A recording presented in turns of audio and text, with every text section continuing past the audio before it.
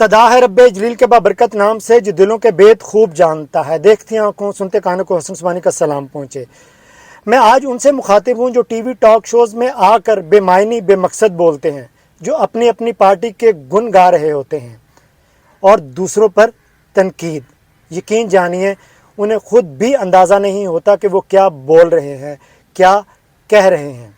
ऐसी ऐसी बातें कर जाते हैं जिसका कोई सर पाँव नहीं होता।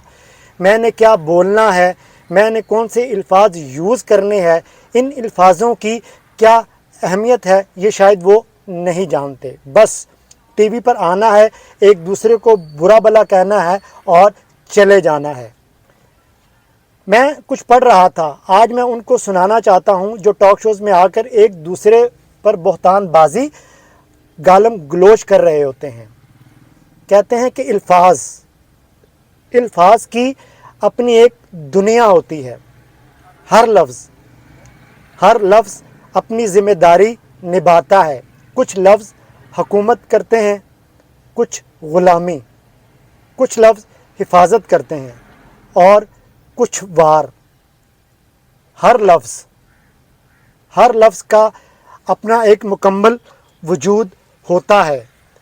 जब से मैंने लफ्ज़ों को पढ़ने के साथ साथ समझना शुरू किया तो समझ आया लफ्ज़ सिर्फ मायने नहीं रखते, ये तो दांत रखते हैं जो काट लेते हैं, ये हाथ रखते हैं जो गिरेबान को फाड़ देते हैं, ये पाँव रखते हैं जो ठोकर लगा देते हैं। और इन लफ्ज़ों के हाथों में लहजा का इस्तेमाल थमा दिया जाए तो ये वजूद को छन्नी करने पर भी कुदरत रखते हैं। अपने लफ्ज़ों के बारे में मुहतात हो जाओ। सही कहते हैं कि अपने लफ्ज़ों के बारे में मुहतात हो जाओ। इन्हें अदा करने से पहले सोच लो ये किसी के वजूद को समेटेंगे या किरची किरची बिखेर देंगे। क्योंकि ये तुम्हारी अदायगी के ग़ुलाम हैं और तुम उनके बादशाह। बड़ी अच्छी बात कही। और तुम उनके बादशाह, और बादशाह अपनी राया का ज़िम्मेदार होता है और अपने से बड़े बादशाह को जवाब दे भी। अब आगे मैं ये कहूँगा, मैं यहाँ एक बात कहूँगा उनसे, अल्फाज का चुनाव करें जिन पर वो पहरा दे सकें।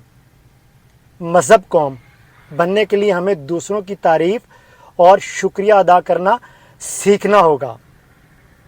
तनकीद करना मत सीखिए। मैं स्पेशली रिक्वेस्ट करूँगा अपने हुक्मरानों से, अपने सियासतदानों से, तनकीद करना मत सीखिए। एक दूसरे को बुरा भला कहना मत सीखिए। इल्ज़ाम तराशियाँ करना मत सीखिए। एक दूसरे को गाली गलोच देना मत सीखिए। उनकी खामियों का डंडोरा पीटने की बजाय उनकी अच्छाइयाँ तलाश करके उन्हें खुले दिल से बाआवाज़ बुलंद सराहना होगा। उन्हें बताइए कि ये काम आपने अच्छे किए हैं। उनकी हौसला अफजाई करना होगी। सिर्फ उसी वक्त हम एक इखलाकी और ईमानी तौर पर फलती फूलती कौम बन पाएंगे।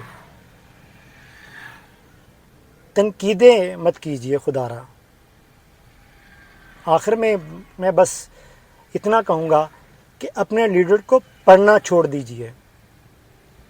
जी, अपने लीडर को पढ़ना छोड़ दीजिए। अंधी तकलीद के पीछे मत भागते रहें। किताबों को पढ़कर बोलना सीखिए और इस मुल्क की तरक्की के लिए कुछ कीजिए। खुदा के लिए इस मुल्क के बारे में सोचिए।